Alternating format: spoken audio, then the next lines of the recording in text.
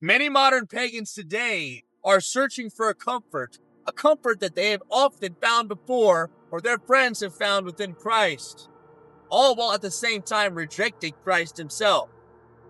And I want to talk about this today, this observation that I've noticed within many modern pagans, many modern Christians, many modern people in general, is that we are searching for comfort. Now, this will be tailored mostly to my European pagan friends. But we, as a community, as a group of faiths, have become extremely complacent, extremely in search of comfort. And in doing so, we arrest our strength as a people. We arrest our wills. We arrest the things that make us strong. And those things that make us strong are our ordeals, our challenges in life, our trials and tribulations, the gauntlet. We are missing the gauntlet. And instead, we are searching for comfort. And in that, we've become complacent. I really feel like this message here will apply to everyone, as we live in a society that searches, that pleads for comfort above all else. But what is comfort? What is the importance of this? It makes us weak.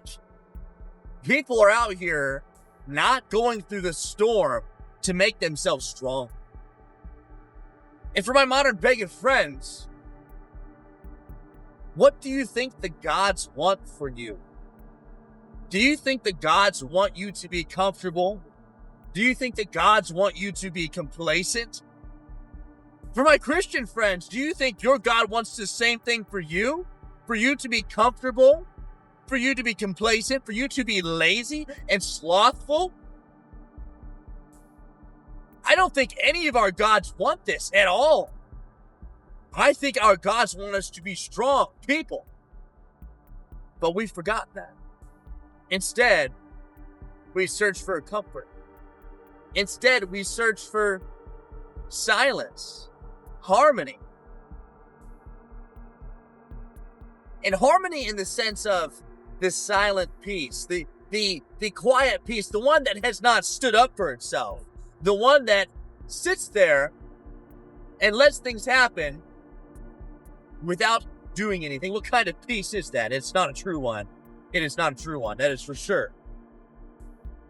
It is a peace of complacency.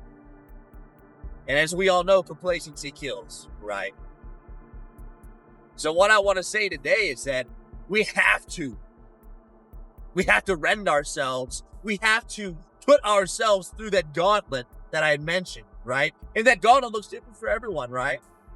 But there are also a lot of commonalities between everyone's gauntlet. Regardless of whether we are first world, third world, anywhere in between, we're all still human, right? We're all still human.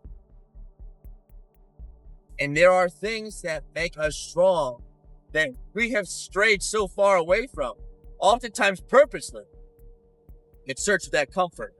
So that way we can live in something that is away from the storm. But my pagan friends, you all know, and you know far too well, that everything has been forged in chaos. Everything that is good has been forged in chaos. And everything that is good and orderly and strong would not matter if it wasn't for chaos. They cannot exist alone. For if you have chaos and you have nothing to stand up against it, then that will reign, and it will reign forever until someone stands up and finds the strength and is no longer willing to stay comfortable to challenge that chaos. Now, chaos is not necessarily inherently evil, right? We often find that duality within our faiths. For example, in the Norse faith, you find the giants. They're not necessarily evil. We know that, right? But they are forces of chaos. They make our cities matter. They make the walls of our cities matter.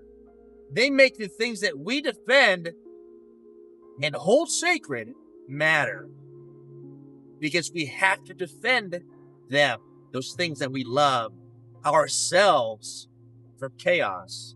But what does that look like in our real physical world? Chaos, it could be different for everyone, right? For many of us, there's always the danger of being killed, physically killed by another person. We have to worry about this in trains. We have to worry about this in parking lots. We have to worry about this in our own homes. Being killed, being hurt, being maimed, watching your family die in front of you. And this will happen more and more and more and more. The longer that you choose to stay weak, the longer that you choose to stay comfortable and complacent and search for comfort instead of trials. When you choose to search for weakness instead of ordeals.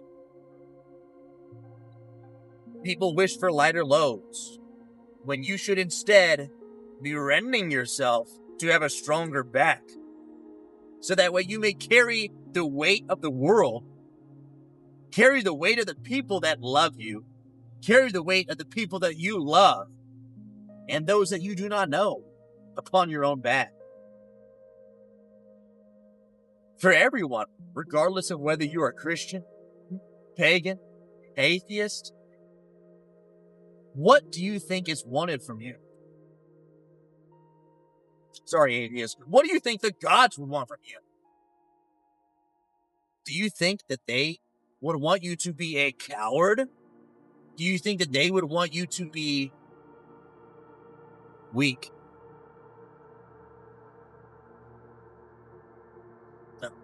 No, they absolutely would not. Do you think Odin and Freya want Nidlingers? Pussies! Do you think the gods want pussies to come and fight alongside them in the end times? Absolutely not. They absolutely would not. So why do we keep doing that? Why do we keep continuing to allow ourselves to be weak? Why are we not out here rending our bodies to become something greater, to become something that is worthy of the God's creations? Whether you are carved from wood by Odin, whether you are made from clay by Yahweh, the Christian God, whatever material, whatever sacred material you have been crafted from, you have to remember that you have been crafted from that by your God. Whoa! Somebody about hit me again. Oh, jeez. Yeah. But as I was saying, you have to remember where you come from. Who has brought you into this world, both physically and spiritually? Because without that in mind, we forget who we are. We forget why we're here. We forget what will come after us. Our future families. The future families of our friends. The future societies that we have to take care of, to put on our backs, right? But so many of us have weak backs and cannot carry such a thing. And sure, many men alone cannot carry one thing on their back so large. But that is the thing that you have to aim for. You have to idolize something fantastic and great and become that. One of the things I worry about a lot in this current world is physical weakness. So many people I see are physically weak and cannot defend themselves. My little brother, I love him to death. But I asked him the other day, I was like, Chad, I told him, I was like, Chad, you need to learn how to fight. You need to start training. You need to become strong. Because what's going to happen when the day comes that someone tries to take your life, that someone tries to rob you, that someone tries to take the woman that you love and kill her and do terrible things to her. How are you going to live with yourself knowing that you could not have saved her? Because you chose to stay complacent. And he says that Christ will defend him. Christ will defend his family. But realistically, we have to be real.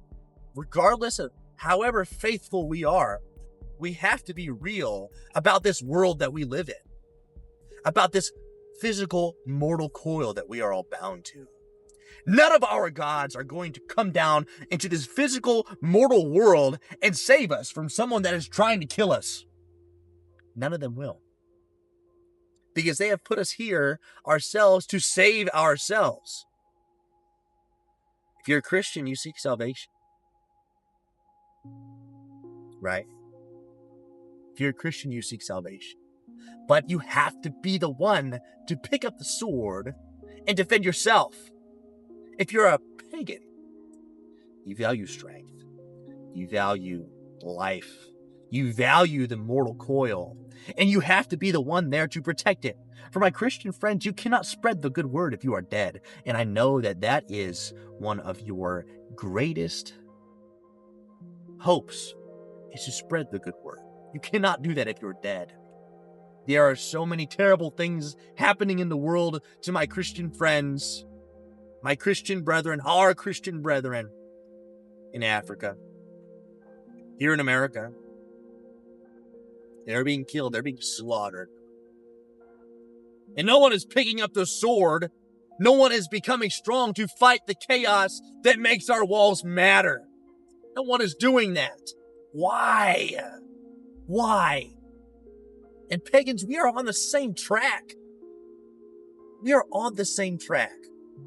Because so many of us search for comfort instead of ordeals. Many of us search for comfort and complacency, which kills, instead of trials and tribulations. So I want to end this message. I want to end this message by saying that take this and let it be your message to become strong. Whether it is for yourself, for the ones that you love, for God, for all of your gods, you have to become strong.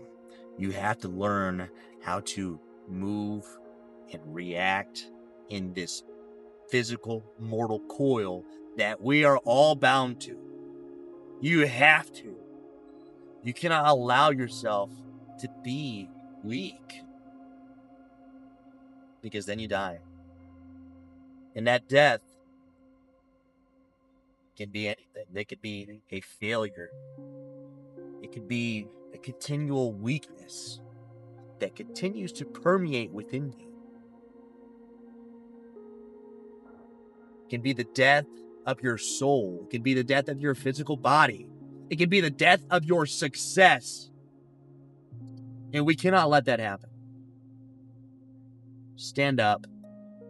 Get off of your ass. Make yourself proud. Make the people that love you proud. And make the gods proud. Be well, my friends. And as always, find a way or make one.